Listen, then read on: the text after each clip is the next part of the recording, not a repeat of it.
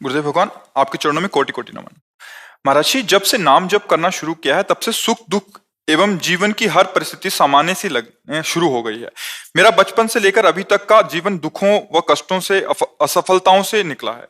अब जब से आपका और श्री जी का आश्रय लिया है तब से सुख व दुख व असफलता तो आती है, परंतु आंतरिक भाव से मेरा मन शांत व सुख व आनंद में रहता है।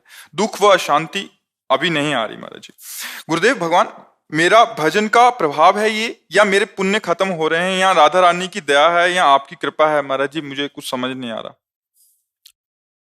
अब जैसा आप कह रहे हैं उसके अनुसार कह रहे हैं कि अभी कोई टिकाऊ स्थिति थोड़ी बच्चा, पर अभी थोड़ी समझ ठीक हो रही है। वो पूर्व का कोई भजन रहा होगा, अभी भजन का प्रभाव जो सत्संग सुन रहे हैं, जो नाम जप कर रहे हैं, वो भी मिल सकता है। पर अभी कोई टिकाऊ स्थिति नहीं है। अच्छा है पर ये अल्प है, अभी भूमा नहीं है, अभी कोई सिद्धावस्था नहीं है।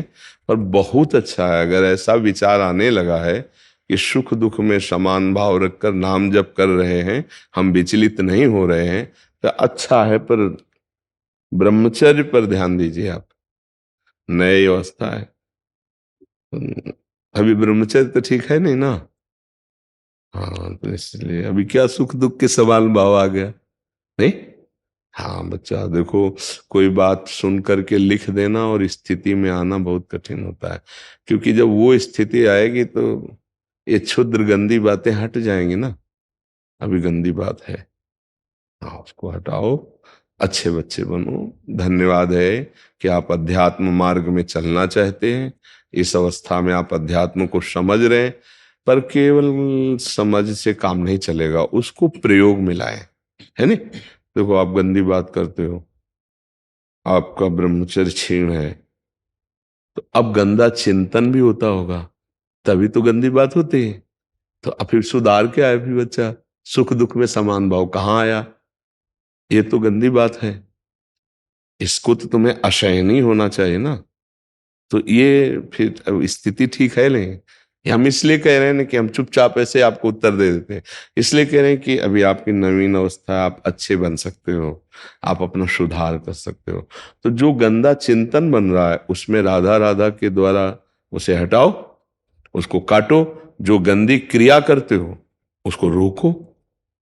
अगर ये नहीं रोकोगे तो बच्चा ये सब बातें लिखोगे, सुना दोगे, लेकिन अंदर स्थिति नहीं रहेगी। गंदी बात जो होती है वो पूरे मन को गंदा करती है। क्रियाएं जब गंदी होती है तो शरीर का दर्शन गंदा हो जाता है। शरीर जैसे देखने से ना उसे पता चल जाता है। जहाँ जैसे अल्ट्रासाउंड हो तो पता नहीं चल जाता कि पेट में क्या है, और एक्सरा हो तो हड्डी कहाँ से क्रैक है पता नहीं चल जाता। ऐसे जब हम भजन करते हैं तो भजन में एक शक्ति होती है, वो अध्यात्म के लिए केवल प्रयोग की जाती है कि अध्यात्म में किसी का सुधार हो। जैसे आपने लिखा है, बहुत अच्छी स्थिति होती साधक की, पर आपकी नहीं है। तो इसलिए इस स्थिति को लाने के लिए पहले नींव मजबूत करो। अभी आपका कोई ब्याह तो हुआ नहीं, तो आप भी ब्रह्मचर्य क्यों नहीं है नहीं। अध्यात्म की प्रथम सीढ़ी में ही आपने आग लगा दी।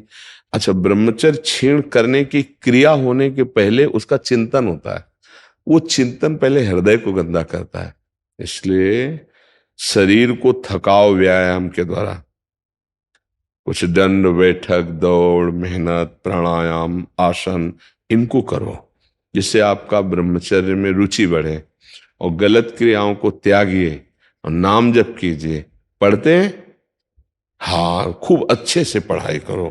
पढ़ाई को भगवान का भजन मानो। खाली समय में राधा राधा जपो। गंदे बच्चों का संग मत करो। मोबाइल की गंदी बातों को मत देखो। अच्छे आचरण करो तो ये भागवती की स्थितियां भी आ जाएंगी और हमारे समाज की सेवा लायक भी बन जाओगे। अच्छे पढ़ लिख कर किसी भी डिपार्टमेंट में जाओगे तो एक अच्छे समाज सेवी बन जाओगे, क्योंकि आपको अध्यात्म में रुचि है। तो अध्यात्मवान जब कोई पदाधिकारी या कोई सेवक पद भी प्राप्त होगा तो समाज की अच्छी सेवा करेगा। ठीक है, हाँ।